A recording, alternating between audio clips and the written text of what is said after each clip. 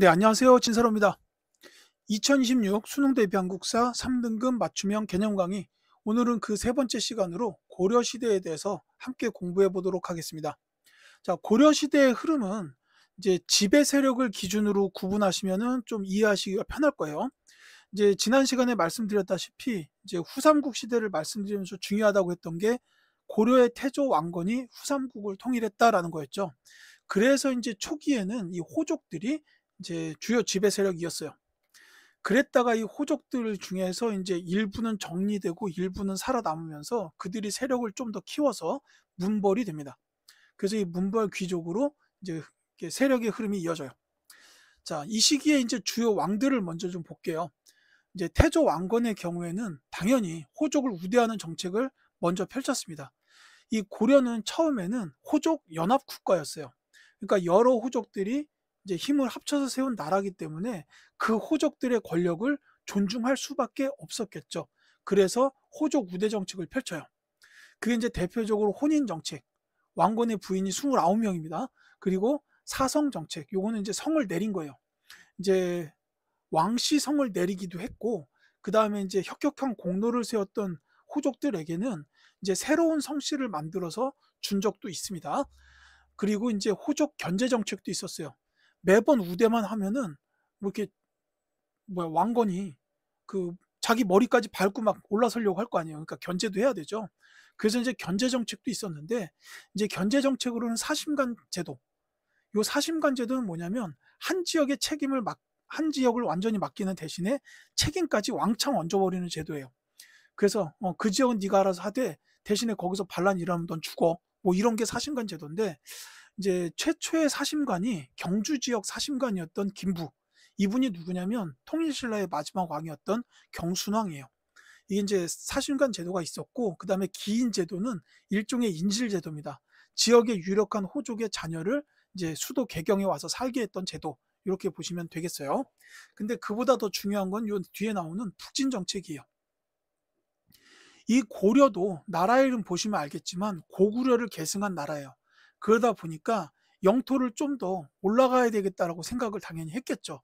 그러니까 서경, 이게 이제 평양이기 때문에 옛 고구려 도읍지죠. 이 지역을 당연히 중시했어요. 북진 정책 펼쳤고, 그 다음에 왕건은 이제 후녀 10조. 요게 이제 후대 왕들에게 남기는 자기의 유언 같은 글인데, 이제 여기에 보면은 왕들이 해야 될 일에 대해서 조목조목 적어 놨습니다.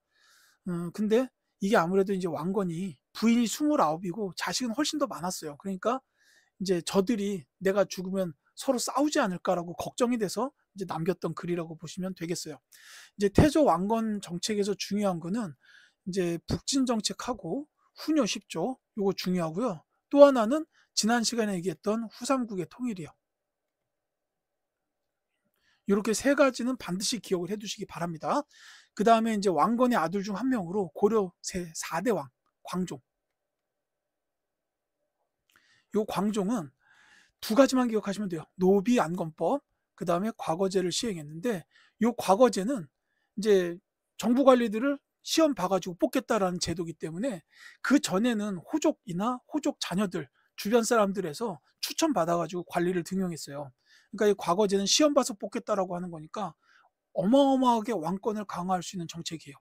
그러니까 당시 호족들의 반발이 엄청나게 심했죠.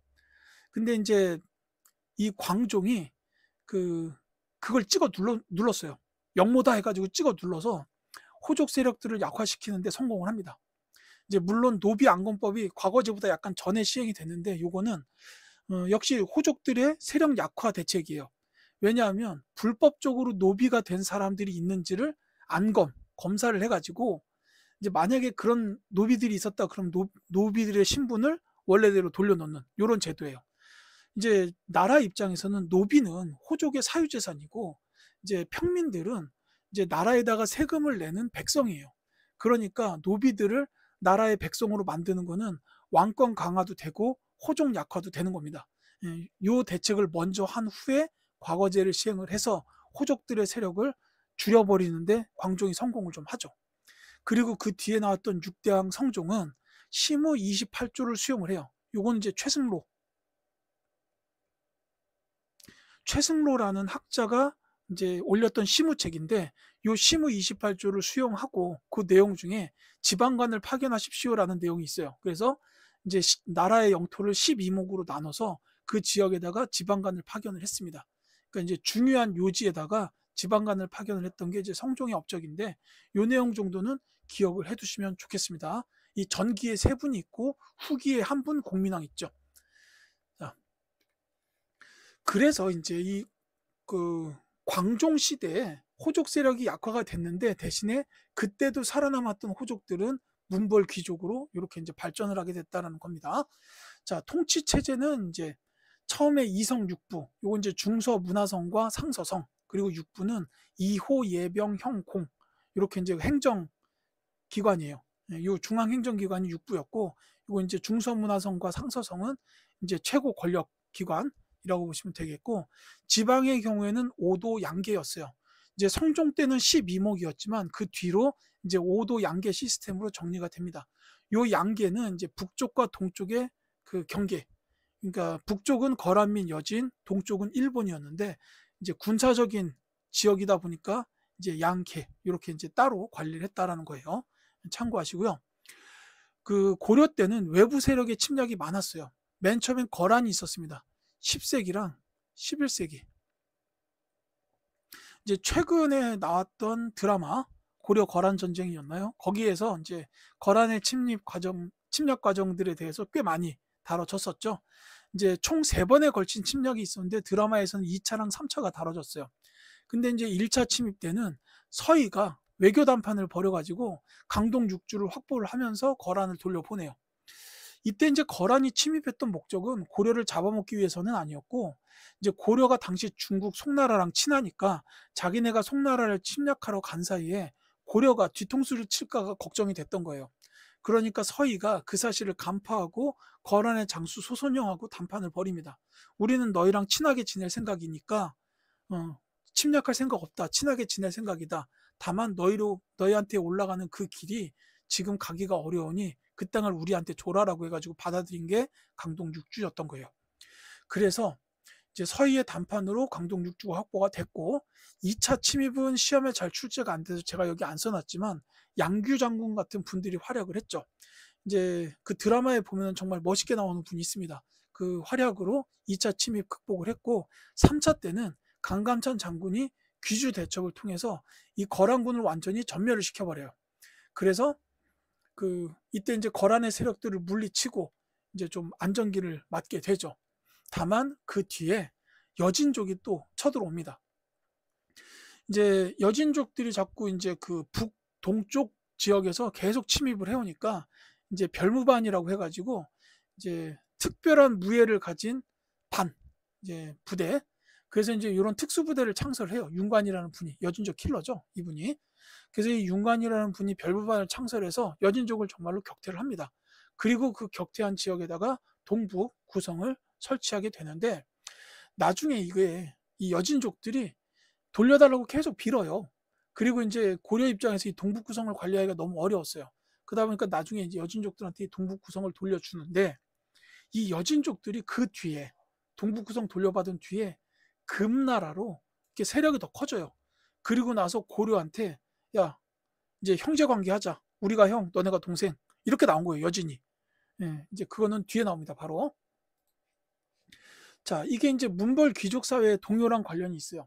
그러니까 이제 제가 말씀드렸듯이 요 관련된 내용 중에 여진족이 나중에 이제 금나라로 세력을 키운 것도 한 가지의 배경이 됩니다.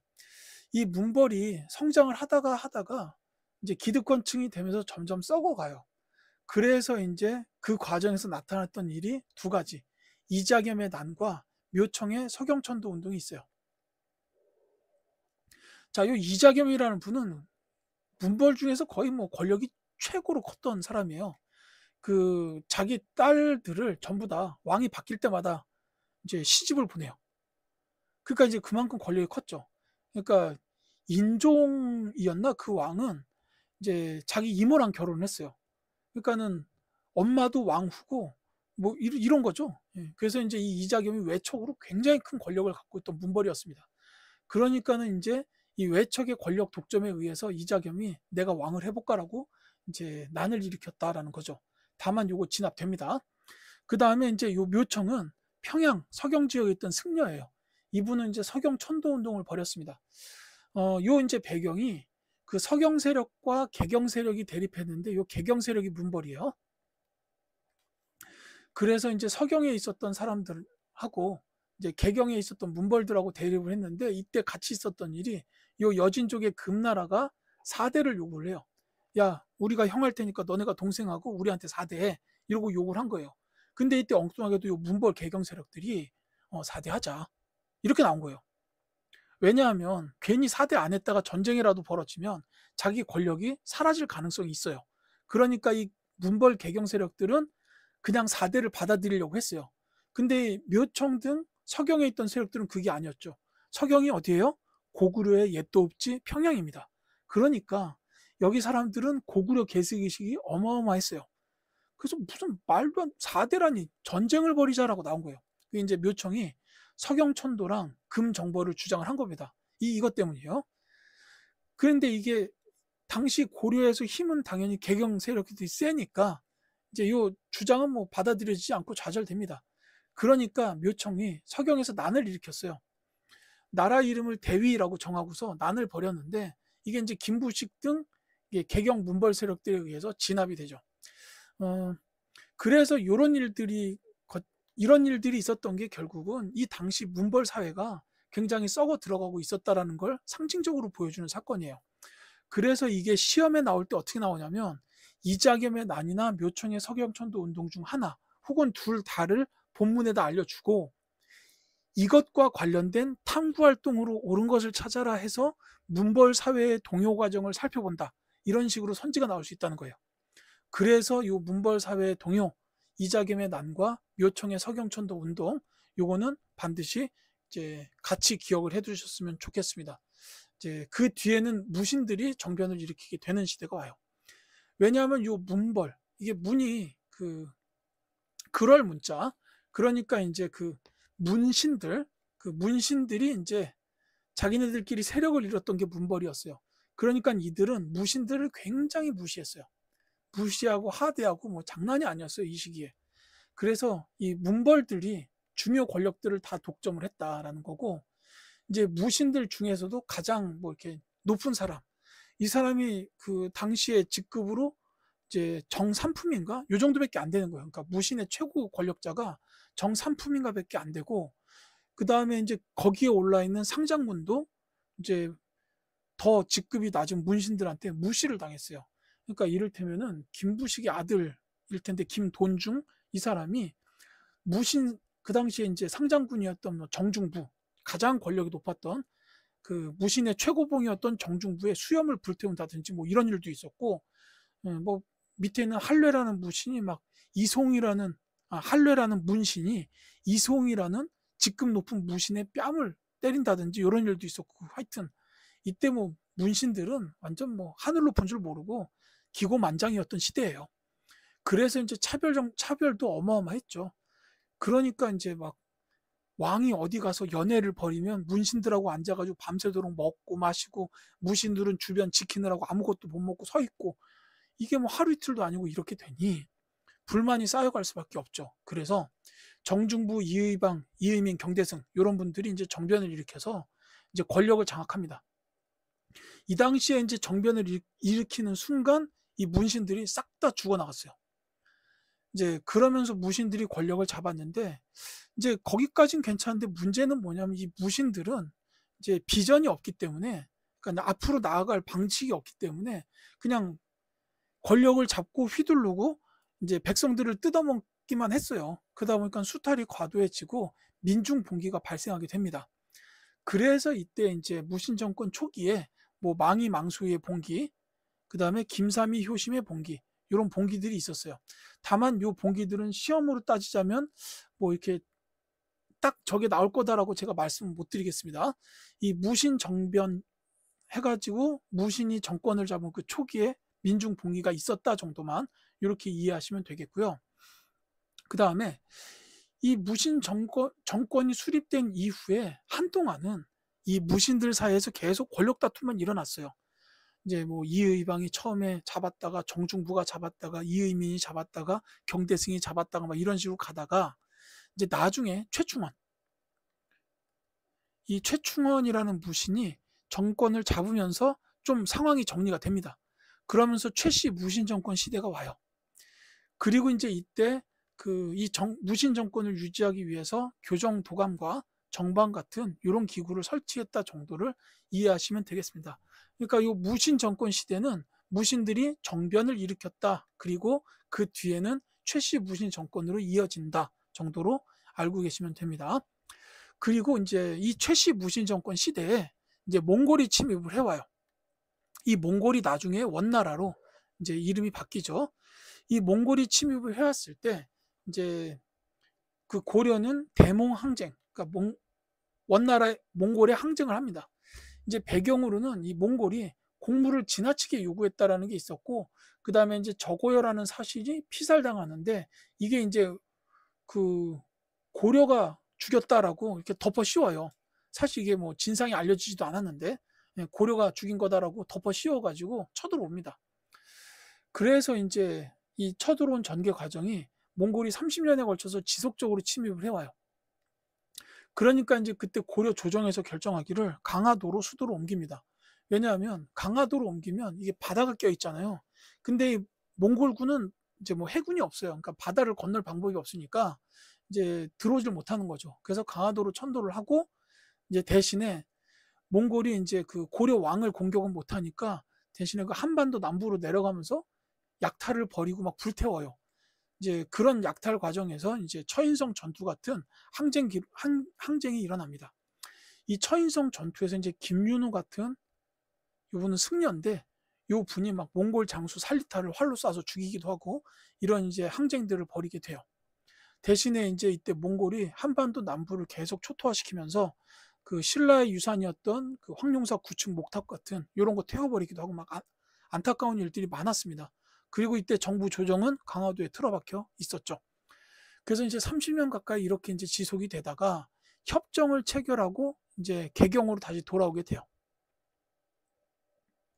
개경 환도가 이제 이어지게 됩니다. 다만 이때 최씨 무신 정권의 부대였던 삼별초는 이 개경 환도에 반대를 하고 끝까지 항전을 해야 된다라고 주장을 해요.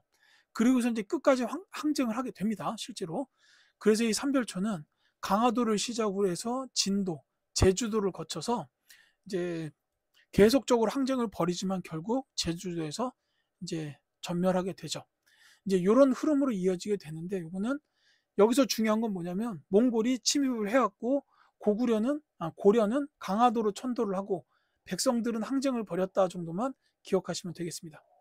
삼별초가 반대했다 정도도 이해하시면 좋고요. 이 정도 기억하시면 되겠어요. 자, 그리고 나서 이제 협정을 체결 후에 이제 개경으로 돌아왔다고 말씀을 드렸잖아요. 그러니까 이 협정은 당연히 패배를 인정한 협정이었기 때문에 이제 고려라는 나라가 멸망을 한 건 아니었지만 아무래도 원나라의 내정 간섭을 받게 돼요. 그래서 이제 이 원나라의 내정 간섭을 받게 됐던 주요 내용들이 쌍성 총관부를 설치했다. 이게 이제 그 고려의 영토였던 철령 이북 지역을 원나라가 자기 영토로 편입을 시키면서 설치했던 기구예요. 그리고 정동행성. 이 정동행성은 원래 동쪽을 정벌하기 위한 기구, 즉 일본 정벌하기 위해서 설치한 기구였는데 일본 정벌은 나중에 실패합니다. 다만 이 정동행성은 계속 남아서 내정 간섭 기구가 돼요. 그리고 왕실의 관제가 격화됩니다. 그 전까지 고려의 왕들은 뭐 광종, 성종, 숙종, 예종 뭐 이런 식으로 이제 종자가 들어가는 이런 이제 왕체계였는데 이제 이때부터는 충 무슨 왕 이렇게 돼요. 충렬왕, 충숙왕 이런 식으로 이제 충이 들어가는 왕으로 나오는데 이 충자가 바로 원나라에 충성한다는 그 충이에요. 그러니까 거기에 맞춰서 이제 왕실 관제도 이성 육부가 아니라 뭐 그냥 사부 체제로 격화되고 이런 것들이 일어나게 되고 그 다음에 이제 고려의 여인들을 뽑아서 원나라에 이제 보내는 공려 같은 이런 일들도 있었습니다. 이제 이런 내용 중에 하나가 시험에 나올 가능성이 있어요. 이 시기에 있었던 일로 옳은 것은 해가지고 뭐 쌍성 총관부에서 일하는 관리 뭐 이렇게 나올 수도 있다는 겁니다.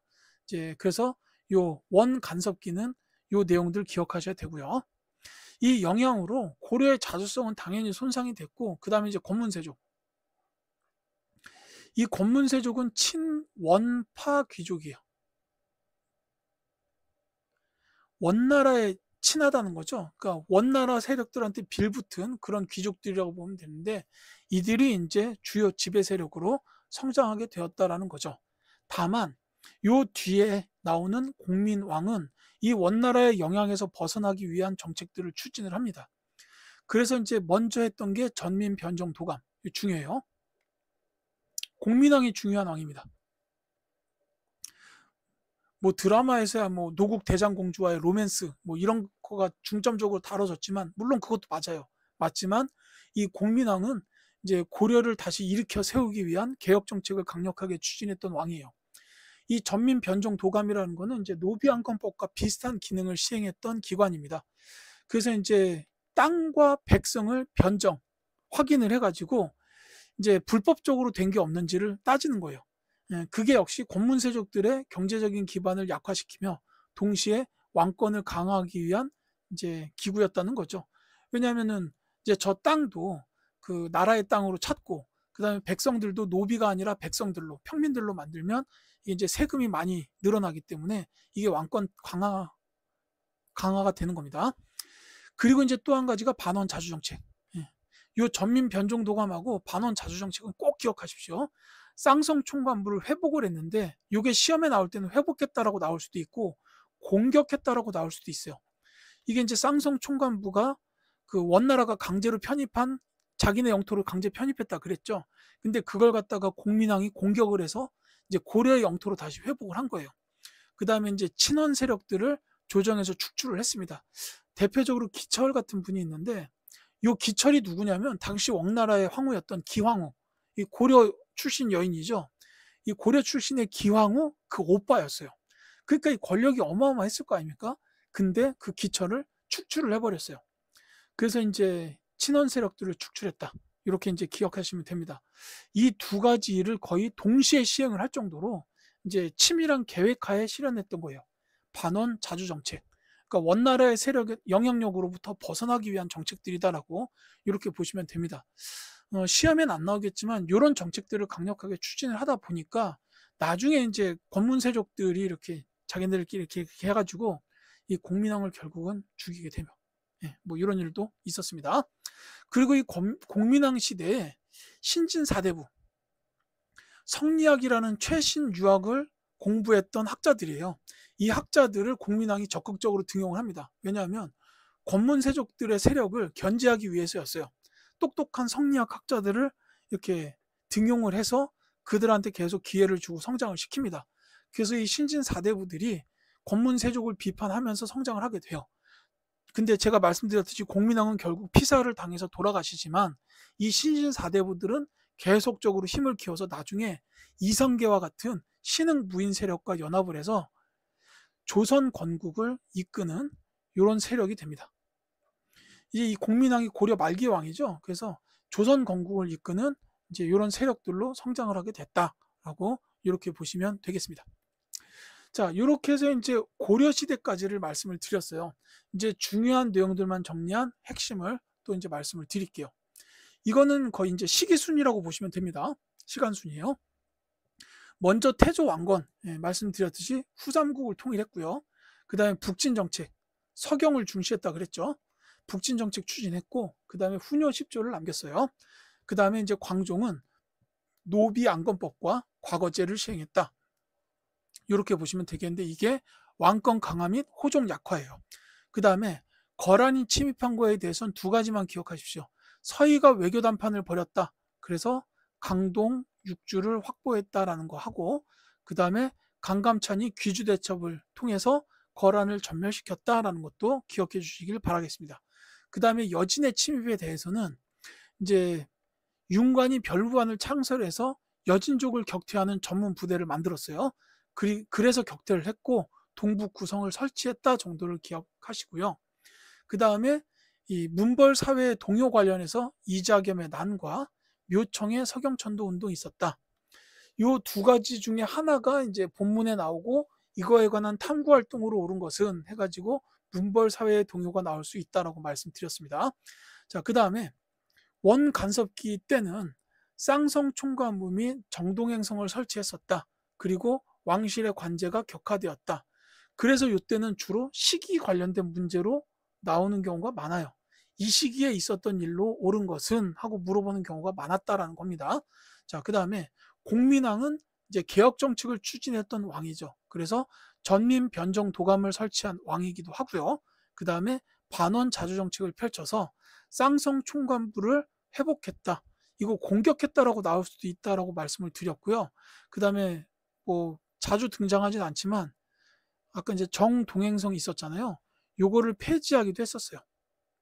요게 나올 수도 있어요. 뭐 요 정도로 정리를 하겠습니다.